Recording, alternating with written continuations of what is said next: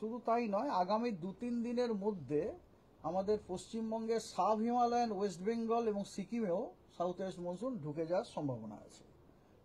আচ্ছা, ঠিক আছে।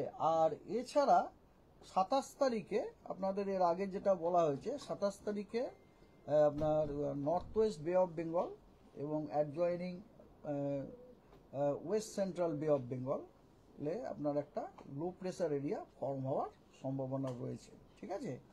এবং তার জন্য আপনার কথা হচ্ছে 28 তারিখ নাগাদ, 28, 29 এই তারিখ নাগাদ দক্ষিণবঙ্গের অনেক জেলাতেই ভারী বর্ষণের সম্ভাবনা আছে। আর এছাড়া আপনার এই সপ্তাহতে প্রতিদিন পশ্চিমবঙ্গের সব জেলাগুলোতেই বৃষ্টিপাতের সম্ভাবনা রয়েছে। যেমন আজকে দক্ষিণবঙ্গের 2 মেদিনীপুর, 2 24 পরগনা এবং নদিয়া এই জেলাগুলিতে ফেয়ারলি হোয়াইট স্প্রেড রেনফল হওয়ার সম্ভাবনা আছে, অর্থাৎ জেলাগুলির অনেক জায়গাতেই বৃষ্টির সম্ভাবনা আছে। এবং বাকি সমস্ত জেলাগুলোতে স্ক্যাটার্ড রেনফল হওয়ার সম্ভাবনা আছে, অর্থাৎ বাকি জেলাগুলির কিছু কিছু অংশে বৃষ্টিপাত হওয়ার সম্ভাবনা রয়েছে।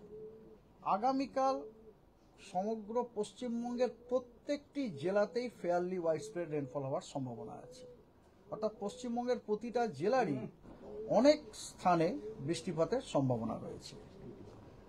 আগামী 26 তারিখে উত্তরবঙ্গের সবকটি জেলা এবং দক্ষিণবঙ্গের পূর্ব দিকের সবকটি জেলা, অর্থাৎ মুর্শিদাবাদ, নদিয়া, উত্তর এবং দক্ষিণ 24 পরগনা এই জেলাগুলিতে হোয়াইট স্প্রেড রেনফল হওয়ার সম্ভাবনা আছে এবং দক্ষিণবঙ্গের বাকি জেলাগুলিতে স্ক্যাটার্ড রেনফল হওয়ার সম্ভাবনা রয়েছে। 27 তারিখে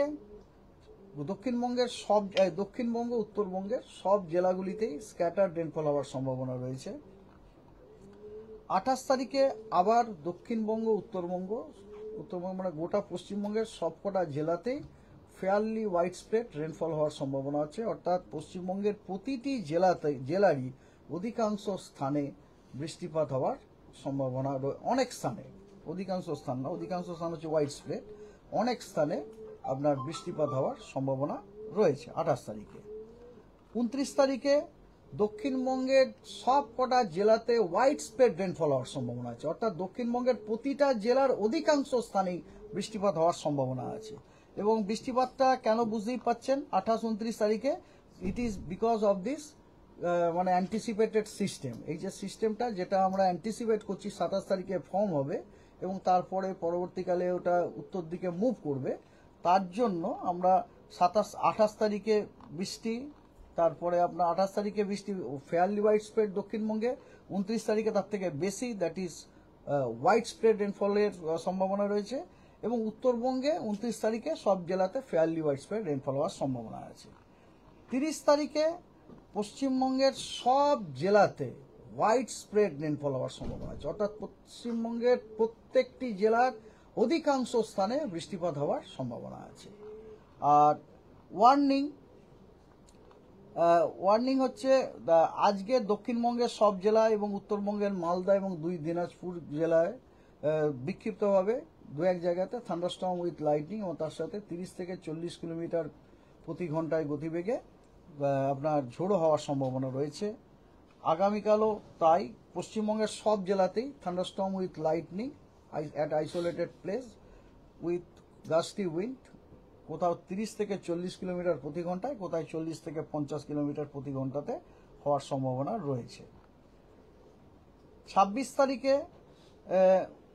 উত্তরবঙ্গের সব জেলা এবং দক্ষিণবঙ্গের পূর্ব দিকে যে জেলাগুলো আছে তার সাথে বীরভূম, অর্থাৎ বীরভূম, মুর্শিদাবাদ, নদিয়া, 2 24 পরগনাতে thunderstorm with lightning at few places isolated way এবং তার সাথে ঝোড়ো হাওয়া 30 থেকে 40 কিলোমিটার প্রতি ঘন্টাতে এবং কোথাও 40 থেকে 50 কিলোমিটার প্রতি ঘন্টায় হওয়ার সম্ভাবনা রয়েছে। 27 তারিখে দক্ষিণবঙ্গের একদম দক্ষিণের যে জেলা, মানে মেনলি কোস্টাল ডিস্ট্রিক্ট যেগুলো, তার সাথে ঝাড়গ্রাম, পশ্চিম মেদিনীপুর, পূর্ব মেদিনীপুর, উত্তর এবং দক্ষিণ 24 পরগনা এই জেলাগুলিতে বিক্ষিপ্তভাবে 2-1 জায়গায় থান্ডারস্টর্ম উইথ লাইটনিং এবং তার সাথে ঝোড়ো হওয়া 30 থেকে 40 কিলোমিটার প্রতি ঘন্টায় হওয়ার সম্ভাবনা রয়েছে। 28 তারিখে উত্তরবঙ্গের কোচবিহারে 2-1 জায়গায় বিক্ষিপ্তভাবে ভারী বর্ষণের সম্ভাবনা রয়েছে। আর দক্ষিণবঙ্গেও পূর্ব মেদিনীপুর এবং দক্ষিণ পরগনাতে ভারী বর্ষণের সম্ভাবনা আছে, দু এক জায়গায় বিক্ষিপ্তভাবে। এছাড়া দক্ষিণবঙ্গের সব জেলাতেই 28 তারিখে বিক্ষিপ্তভাবে দু এক জায়গায় থান্ডারস্টর্ম উইথ লাইটনিং, তার সাথে ঝোড়ো হাওয়া 30 থেকে 40 কিলোমিটার প্রতি ঘন্টায় হওয়ার সম্ভাবনা রয়েছে।